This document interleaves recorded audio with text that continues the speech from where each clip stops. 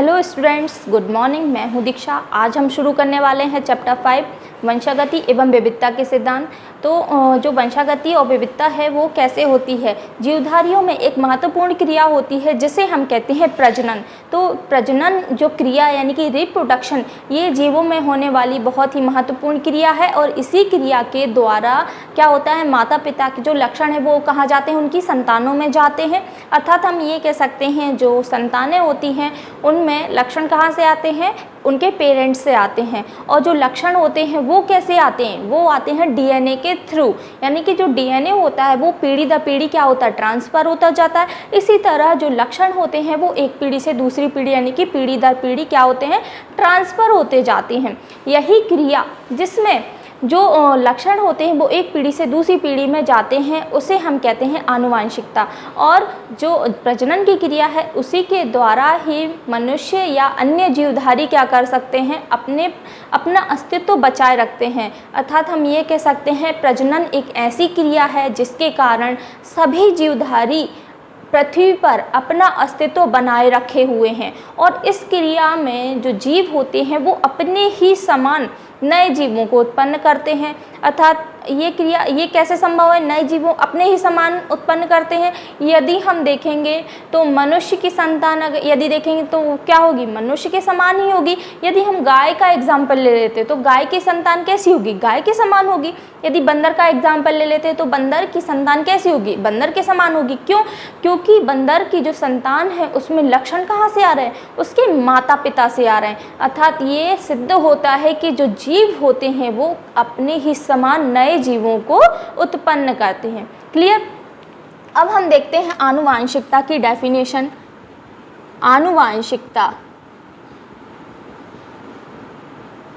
आनुवांशिकता को हेरिडिटी भी कहते हैं। क्या कहते हैं? हेरिडिटी। ओके।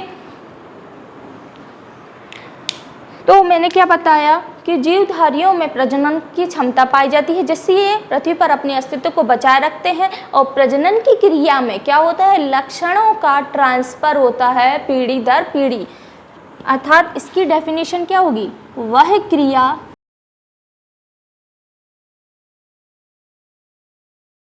जिसमें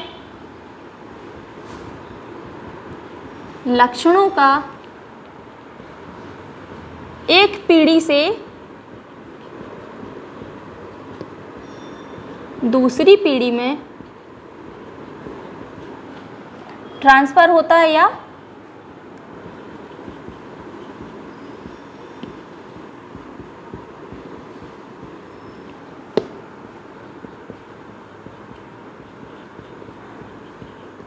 या लक्षण पीढ़ी दर पीढ़ी गमन करते हैं, उसे हम क्या कहते हैं, उसे क्या कहते हैं, आनुवांशिकता। ध्यान से देखिएगा डेफिनेशन, क्योंकि आगे और भी डेफिनेशन है तो कंफ्यूज नहीं होना है। तो आनुवांशिकता क्या है, वह क्रिया जिसमें लक्षणों का एक पीढ़ी से दूसरी पीढ़ी में ट्रांसफर होता है या पीढ़ी दर पीढ़ी लक्षण क्या करते हैं, जाते हैं या गमन करते हैं, तो उसे हम क्या कहते हैं, आनुवांशिकता यानी कि हेरिडिटी कहते हैं। क्लियर। तो अगली जो डेफिनेशन है वो है विभिन्नता।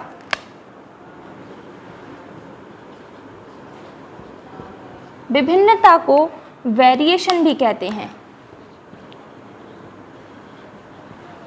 क्या कहते हैं, वेरिएशन। अब हो गया क्या, मैंने बताया था कि जीव अपने ही समान जीवों को, नए जीवों को उत्पन्न करते हैं। तो जब ये जीव समान होंगे तो उनको आइडेंटिफाई करना यानी कि पहचानना मुश्किल होगा।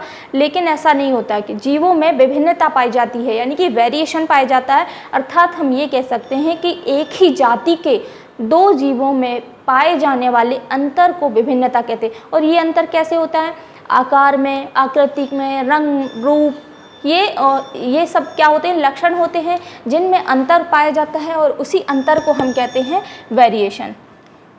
तो इसकी डेफिनेशन देखेंगे, जिसमें एक ही जाति के दो समान जीवों में दो समान जीवों में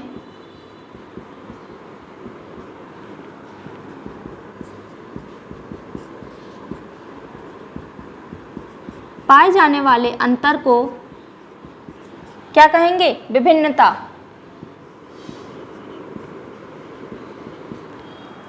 क्या कहेंगे? विभिन्नता। ओके, तो इसको क्या कहेंगे? विभिन्नता कहते हैं। एक ही जाति के दो जीवों में पाए जाने वाले अंतर को क्या कहेंगे? विभिन्नता कहते हैं। ओके, तो वेरिएशन आ रही बात समझ में? वेरिएशन किस में होगा? या तो एक ही जाति के दो जीवों में कह सकते हैं, या फिर इसका दूसरा एग्जाम्पल भी ले सकते हैं कि एक ही माता पिता की दो संतानें होती हैं, तो क्या वो सिमिलर दिखाई देती हैं? नहीं दिखाई देती हैं। वो रंग, रूप, आकार, लक्षण में, व्यवहार में, इन सब में क्या होते हैं? अलग अलग होते हैं, डिफरेंस होते हैं। तो इसी डिफरेंस को या अंतर को हम क्या कहते हैं? विभिन्नता कहते हैं। क्या कहते हैं? विभिन्नता कहते हैं। तो ये इसकी डेफिनेशन हो जाएगी, एक ही जाति के दो समान जीवों में पाए जाने वाले अंतर को विभिन्नता कहते हैं। इसको ऐसे भी समझ सकते हैं, एक ही फैमिली के जो पेरेंट्स होते हैं उसकी जो दो संतानें होती हैं उनमें पाए जाने वाले अंतर को मैं क्या बता रही हूँ? विभिन्नता। उनके पाए जाने वाले अंतर को क्या कहते हैं? विभिन्नता। अब नेक्स्ट जो डेफिनेशन हमारी आने वाली है वो है आनुवांशिकी। ध्यान देना, आनुवांशिकी के पहले मैंने आनुवांशिकता और विभिन्नता क्यों बताया? क्योंकि ये जो डेफिनेशन है ये इन दोनों से कनेक्टेड है।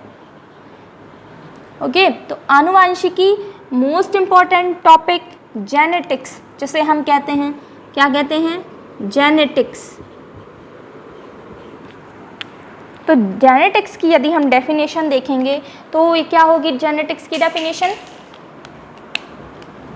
चलिए देखते हैं। आनुवांशिकता और विभिन्नता, आनुवांशिकता और विभिन्नता, इन दोनों के अध्ययन को, ध्यान देना मैंने क्या क्या बताया? हेरिडिटी और वेरिएशन, इन दोनों के अध्ययन को, कंबाइंड स्टडी को हम कहते हैं जेनेटिक्स। आनुवांशिकता एवं विभिन्नता के अध्ययन को क्या कहेंगे? आनुवांशिकी।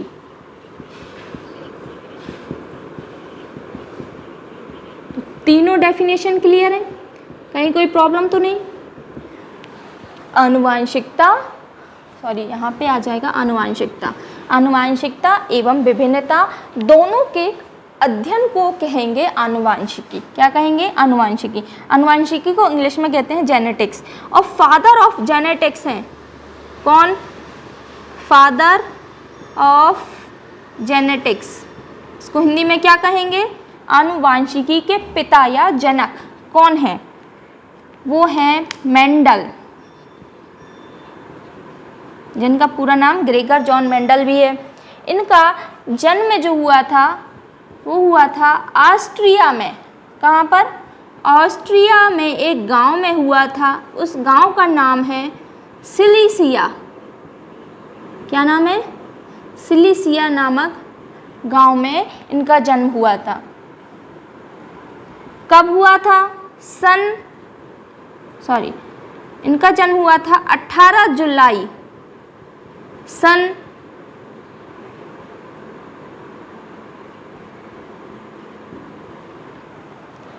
1822 में इनका जन्म हुआ था। ओके, याद रखेंगे, ये भी ऑब्जेक्टिव में आ जाता है कि फादर ऑफ जेनेटिक्स कौन है, मतलब जेनेटिक्स के पिता या जनक कौन है? मेंडल है। इनका जन्म हुआ था ऑस्ट्रिया में एक गांव में, सिलीसिया गांव में हुआ था। कब हुआ था? 22 जुलाई 1822 में इनका जन्म हुआ था।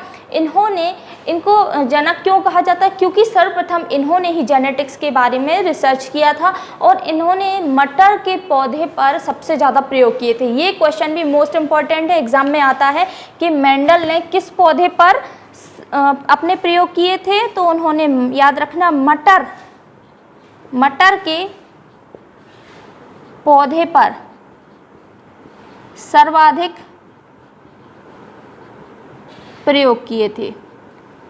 तो ऑप्शन, यदि क्वेश्चन दिया जाता है कि मेंडल ने किस पौधे पर अपने प्रयोग किए थे, तो क्या आएगा आंसर?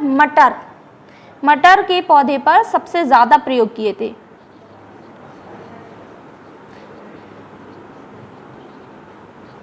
ओके इन्होंने लगभग 14 वर्षों तक इस प्लांट पे कार्य किया था और 10,000 से भी ज़्यादा इन्होंने प्रयोग किए थे। कितने वर्षों तक कार्य किया था? 14 वर्षों तक। बहुत मेहनत करने के बाद इन्हें सफलता प्राप्त हुई और 14 वर्षों तक कितने प्रयोग कर चुके थे ये? 10,000 प्रयोग करने के बाद इन्हें सफलता मिली थी। ओके तो क्वेश्चन ऐसे भी आ सकता है कि आनुवांशिकी के पिता कौन है? मेंडल हैं। आनुवांशिकी क्या कहलाता है? आनुवांशिकता विभिन्नता का अध्ययन आनुवांशिकी कहलाता है। और याद रखना कि फादर ऑफ जेनेटिक्स कौन है? मेंडल है। इन्होंने मटर के पौधे पर प्रयोग किए थे। माँ से मेंडल, माँ से मटर याद रहेगा, कभी नहीं भूलेंगे। आनुवांशिकता की डेफिनेशन तो याद रहेगी ना, पीढ़ी दर पीढ़ी, यानी कि जो लक्षण होते हैं उनके माता पिता से उनकी संतानों में जाना, एक पीढ़ी से दूसरी पीढ़ी, फिर अगली पीढ़ी में, ये क्रिया चलती रहती है। यही जो क्रिया है वो क्या कहलाती है? आनुवांशिकता कहलाती है, यानी कि हेरेडिटी कहलाती है।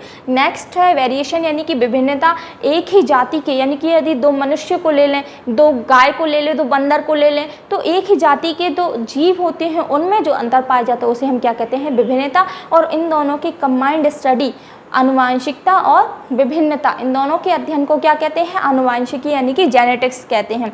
अब जो हमारा मेन टॉपिक है जेनेटिक्स, अब शुरू होने वाला है। अब जेनेटिक्स के अंतर्गत जो मेंडल ने प्रयोग किए हैं, नेक्स्ट जो वीडियो आते जाएंगे उन सब वीडियो में हम एक एक एग्जाम्पल को लेके चलते जाएंगे। तो जितने मेंडल ने प्रयोग किए हैं वो सारे इस चैप्टर में है।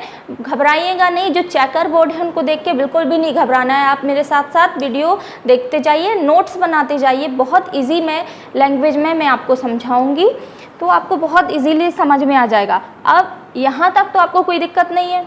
चलिए देखते हैं आगे। मेंडल ने मटर के पौधे का चुनाव क्यों किया, है ना?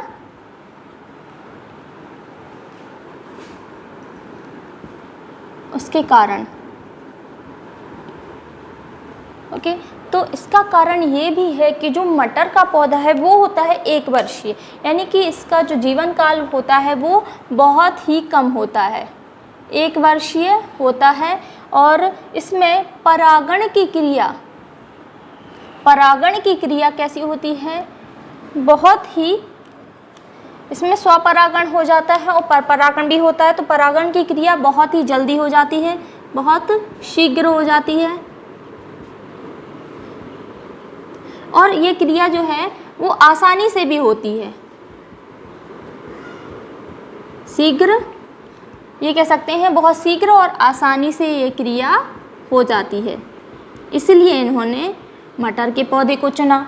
और इसका जो जीवन काल होता है वो कितना होता है? 1 वर्ष होता है। बहुत ही कम जीवन काल होने के कारण, जीवन काल कम होता है, जिससे अध्ययन करने में सुविधा होती है। ऐसे और भी कई कारण हैं, ठीक है। तो इसमें क्या होता है? वेरिएशन भी मिल जाती है, विभिन्नताएं भी मिल जाती हैं।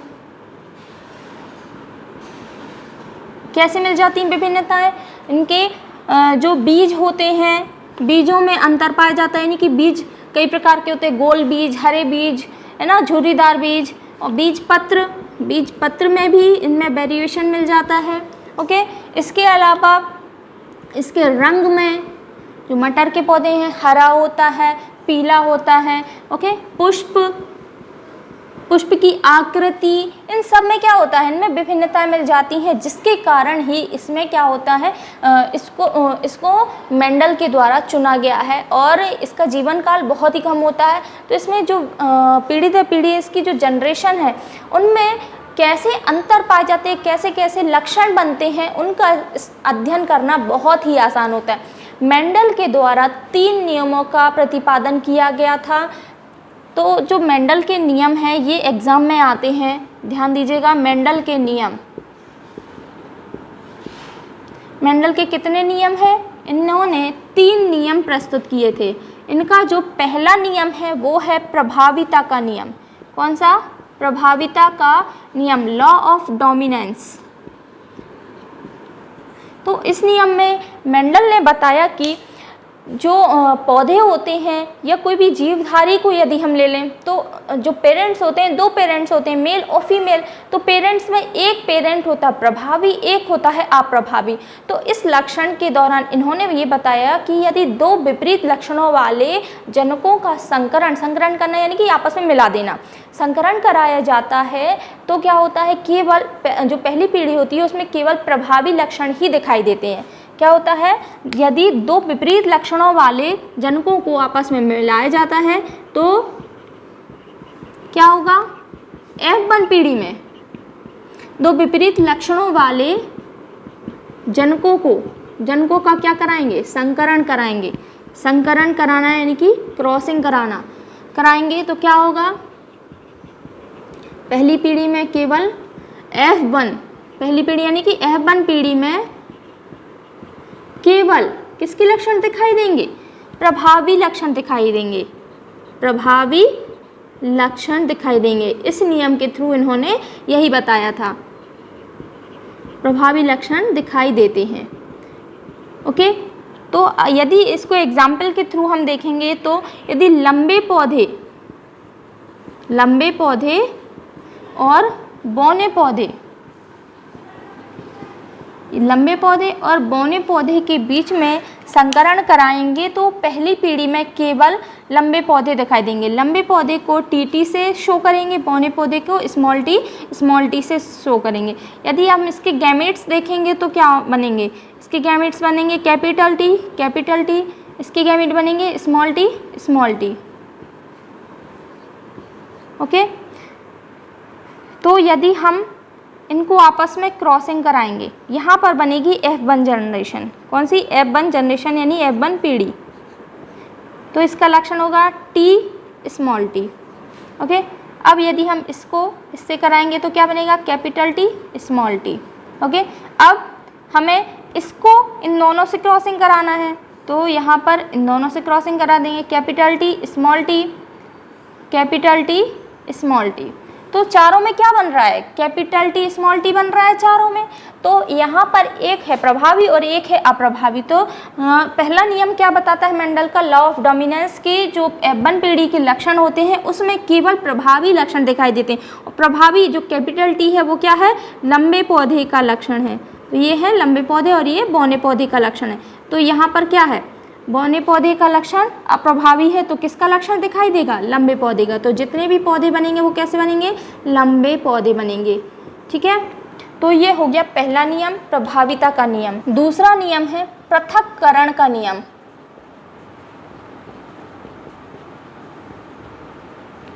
Law of segregation. इस नियम में इन्होंने बताया था कि यदि 2 विपरीत लक्षणों वाले जनकों को आपस में क्रॉस कराया जाता तो F2 पीढ़ी में दोनों के लक्षण दिखाई देते हैं। किस पीढ़ी में, F2 पीढ़ी में 2 विपरीत लक्षणों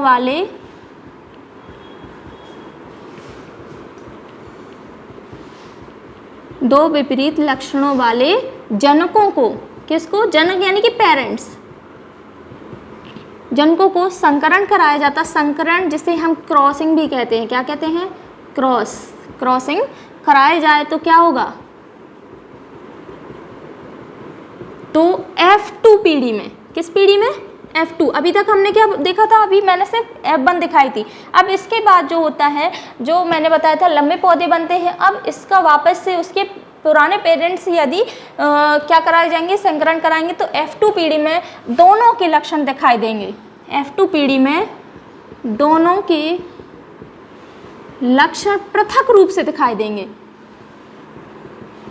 पृथक रूप से दिखाई देंगे। इसे ही हम क्या कहते हैं, लॉ ऑफ सेग्रीगेशन। तो इसका एग्जाम्पल क्या हो जाएगा, F2 पीढ़ी में, F2 पीढ़ी का जो क्रॉसिंग है उसे हम क्या कहते हैं, एक संज्ञा क्रॉस में भी देख सकते हैं इसको। इस तरह से आपको डेफिनेशन लिखना है। तीसरा जो नियम है वो है स्वतंत्र अपव्यूहन का नियम। स्वतंत्र अपव्यूहन का नियम। इस नियम में इन्होंने बताया कि जो 2 विपरीत लक्षणों वाले यदि पौधों के बीच संकरण कराएंगे तो ये जो क्रिया है ये द्विसंकर क्रॉस में दिखाई देती है। किस में दिखाई देती है? ये एक संकर क्रॉस में नहीं होती है, ये द्विसंकर में होती है। तो इसमें या तो दो विपरीत लक्षण या दो से अधिक, दो से अधिक विपरीत लक्षण जिसे हम बुक में आप देख सकते हैं कि विपरीत की जगह इन्होंने विपर्यायी यूज किया है। विपर्यायी यानी कि अपोजिट लक्षण। विपर्यायी लक्षणों में संकरण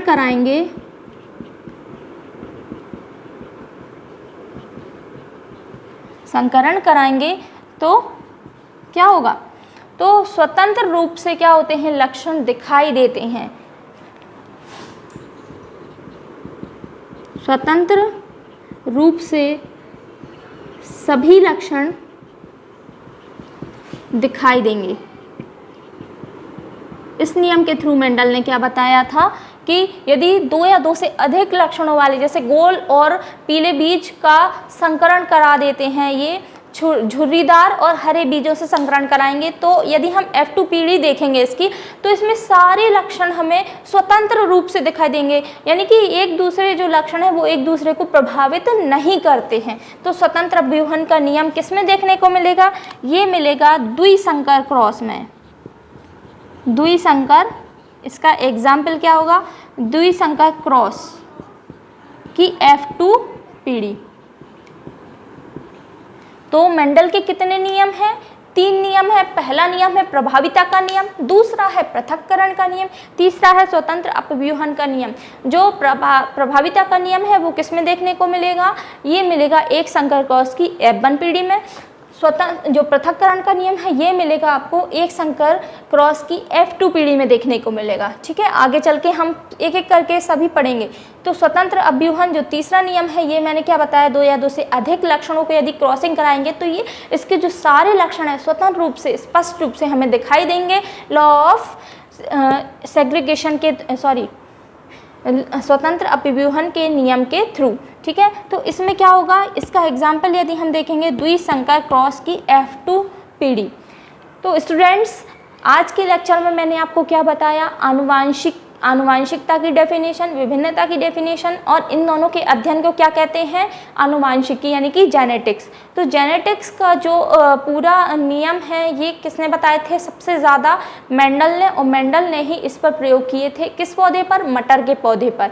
ओके, और जेनेटिक्स के जो पिता हैं, जनक हैं, वो कौन है? मेंडल हैं। और मेंडल के 3 नियम कौन कौन से होते हैं? प्रभाविता का नियम फर्स्ट, सेकेंड है पृथक्करण का नियम और थर्ड है स्वतंत्र अपव्यूहन का नियम। ये तीनों नियम अच्छे से याद करना है। मैंने बहुत इजी लैंग्वेज में बताया, बुक में आपको थोड़ी अलग लैंग्वेज मिलेगी, लेकिन आप यदि इस भाषा में पढ़ेंगे तो आपको बहुत इजीली समझ में आ जाएगा। तो स्टूडेंट्स, आज का लेक्चर यहीं समाप्त होता है।